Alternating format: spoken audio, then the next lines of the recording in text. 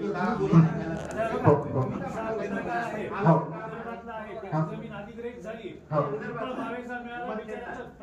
Sir sir sir जो तुम्ही आता जो हो सर हो अजून आम्ही खेटे मारतोय कोर्टात महाराष्ट्राला सर म्हणून तर ती चूक करायची नाही आम्हाला. तेव्हा पण फडणवीसच होते. नाही नाही तुम्ही माझा उत्तर हा त्यांचं ऐकून घेऊ. हा तुम्ही जे म्हणताय की फडणवीसवर आम्हाला पूर्ण विश्वास आहे. तेव्हा पण फडणवीसच होते, आता पण फडणवीसच आहे. पण तरी लोक आम्ही 4 वर्ष झाली. हो हो तन्वी सर आता याचं उत्तर देतो तुम्हाला.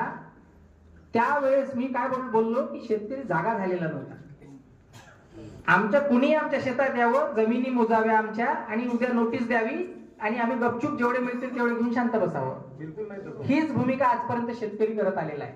पण आम्ही डे 1 पासनं ज्या दिवशी याची अधिसूचना जारी झाली आम्ही त्या दिवशीपासनं शासनाच्या मागे लागलेलो आहोत. आमची दर 8 दिवसाला 15 दिवसाला एक निवेदन जातं आणि आमची एवढी एकी आहे सर. आता तुम्ही बघाल की एवढे शेतकरी स्वखर्चाने इथे आले आहेत याचा अर्थ कुठेतरी त्यांना झळ पोचलेली आहे.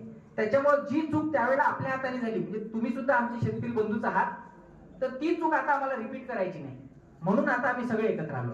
समजा तुम्ही समर्थनामध्ये एवढं तुम्ही समर्थनात मोर्चे काढायचे म्हणजे एक प्रकारचं शासनाला समर्थनच करावं म्हणजे शासनाचं बंधू